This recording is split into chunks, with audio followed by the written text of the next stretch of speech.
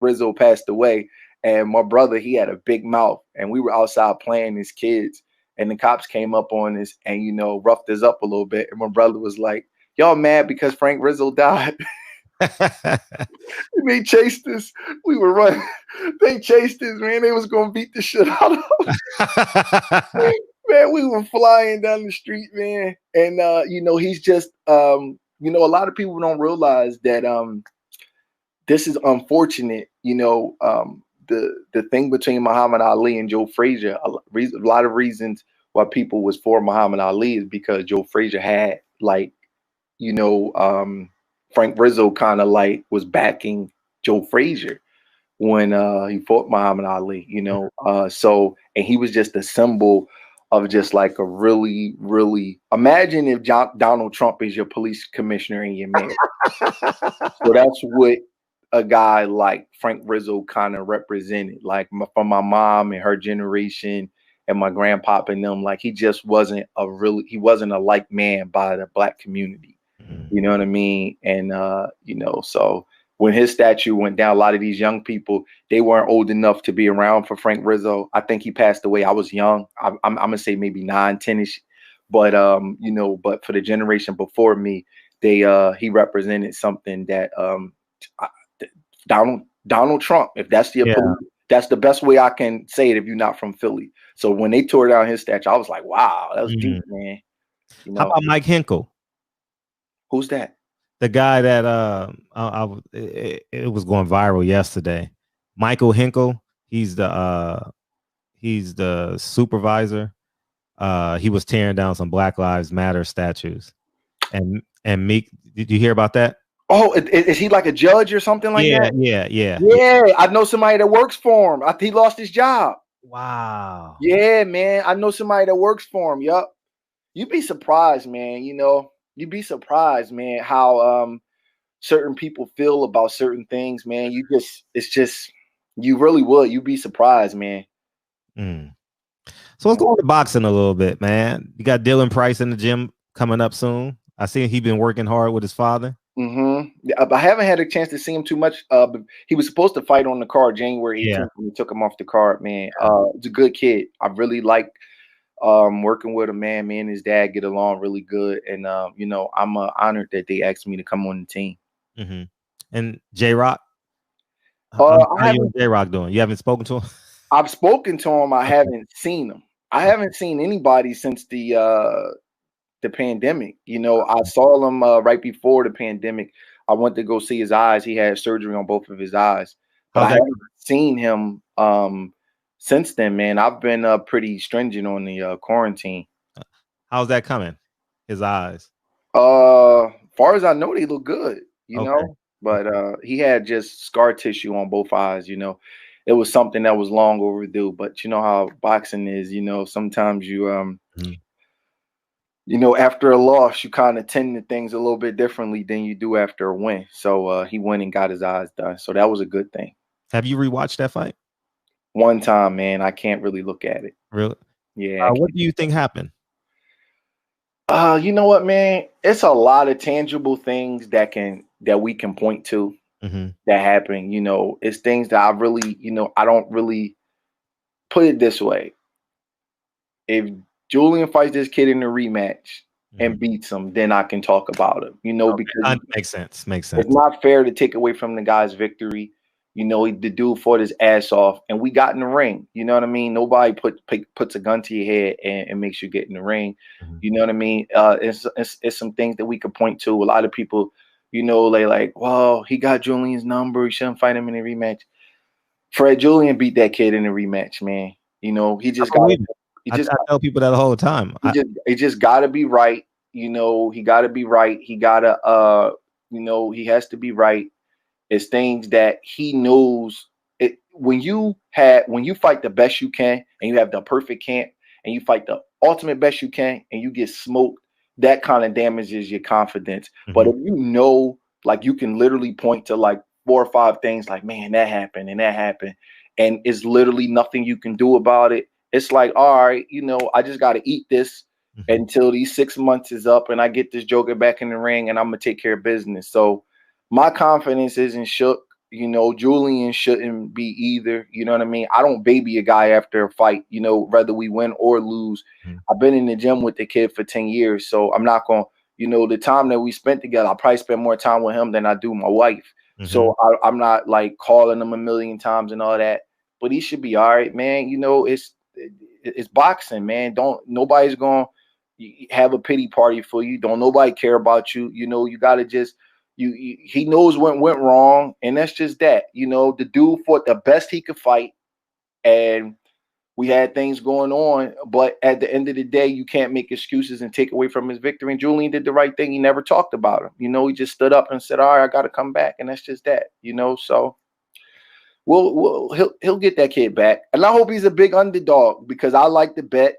And so do I. And people run their mouth and they say different things, and I hope he's a huge underdog. I really honestly do, and they'll see. So we'll get a rematch soon enough. The pandemic kind of actually works out for Julian because it works out to get the rematch potentially. Well, it works out because he had to get his eye surgery. The eye surgery was something I was telling him about for a long time, and he finally went to go get it. But now that it's got a chance to heal, it's better. You know what I mean? That's better. Like, okay, so now we got to kind of see what's going to go on. But now we got more time for it to heal because Julian wouldn't have been able to get back into the ring until August or September anyway to give his eyes a chance to heal. So this works out for him. It's perfect. But we'll see. Some decisions I can make. Some decisions are bigger than me. The networks cut the check. But he'll beat that kid in the rematch, man. He really will. Julian has to remain consistent mentally. He has to stop spreading himself so thin. He has to stay off social media and stop listening to these cruel people try to lower your self-esteem and kill your spirits. Yeah. That's one thing that I try to tell them. But these young guys, I can't, they just, social media, man, is bad for your soul. I don't read no comments or no interviews that I give, nothing that I do, because people say some cruel things. I probably block 3 or 4 people a day. I block people that say shit to him. They don't even got to say it to me. If I scan through and I see something, I block it. And Julian has to learn to navigate through that. You know what I mean? Because that'll have you thinking that you're something that you're not. And I'm hearing this guy is this and this guy's that. That guy is a really good, solid fighter with a good punch that had a good night. And sometimes, Fred, it's Murphy's Law. Sometimes where everything that can go wrong does go wrong. And it's God's will. That kid come from a bad situation. He trained his butt off.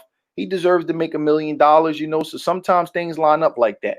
But Julian should get that kid back emphatically. And, I'm really confident that he will, but at the end of the day, it's up to him. He can't feed into the social media. He can't feed into everybody telling him what he should do and all that kind of stuff because, he made it here for a reason. And he didn't make it here to have 1 million people's opinion tell him what he need to do because he know what he needs to do. You know what I mean? That's one thing about these fighters in this era.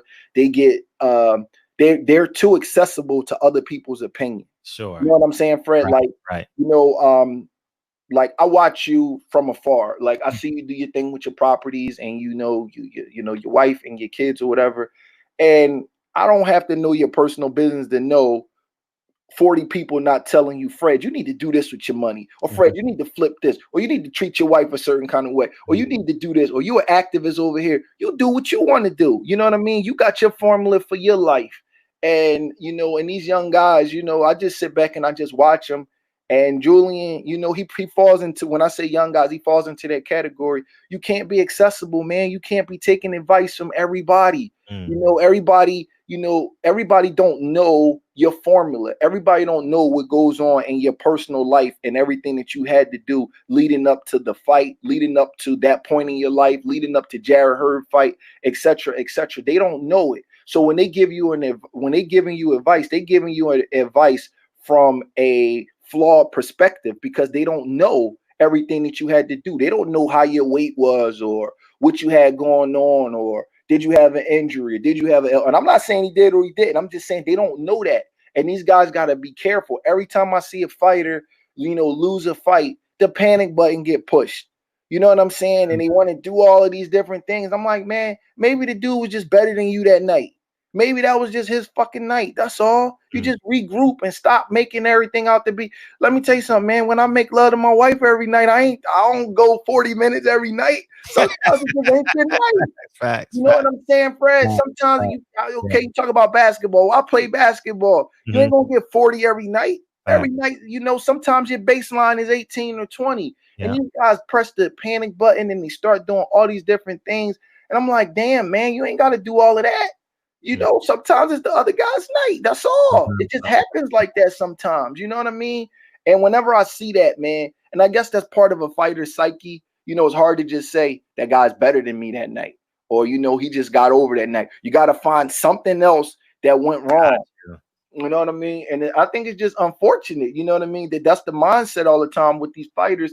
They got to find all of these things that went wrong. When what went wrong, you just regroup, you focus, don't allow yourself to be distracted, and stop. Can't nobody just call me up and just give me advice, Fred?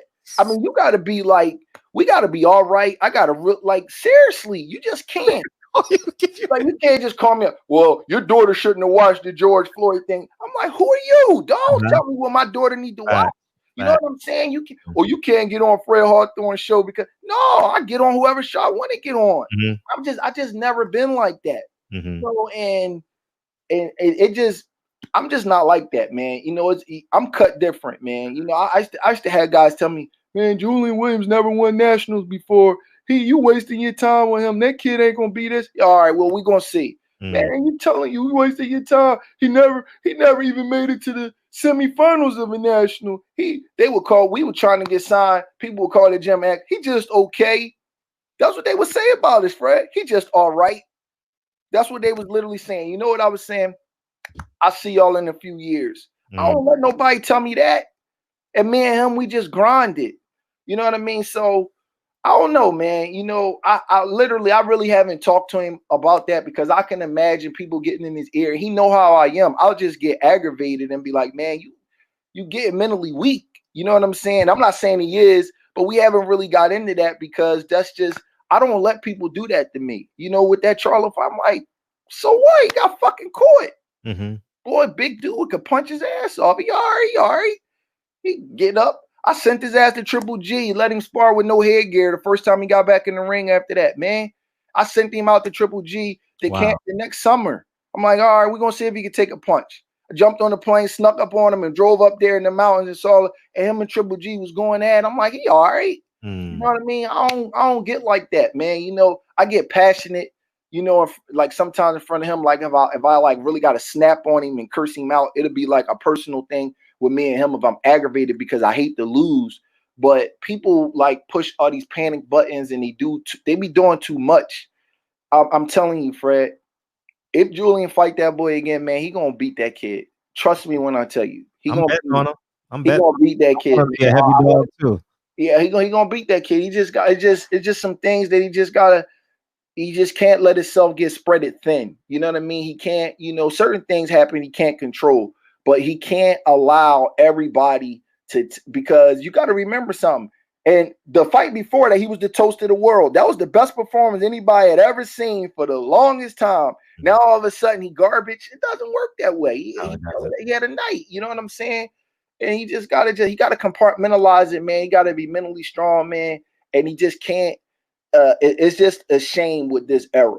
You know what I mean? It really, really is. It's a shame. And I could see that the guys that succeed, they have a way of compartmentalizing that, and they're able to be consistent and get through this way of everybody being able to reach you and everybody being able to get in your inbox and tell you what you need to do. Yeah, I ain't for all of that, man. I had this coach calling me, telling me, man, I said, man, you can't even get a kid out of the first round of a local tournament, man. Get out my face, man.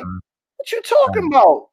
Coach little local kids in the tournament. Get a kid up that never won nationals, make him $1 million, and get him the unified championship of the world. Don't start telling me about hand trapping and sliding off and you learn this from this coach. Well, then how about this? Don't bless me with all your knowledge. Go take the fighter and do what I did with Julian Williams. Stop giving me all your knowledge. What you giving it to me for? We ain't personal friends. We didn't grow up together. So why don't you bless one of your fighters and do it with one of them? So that's how, man. That's how I feel about that, man. But we'll see.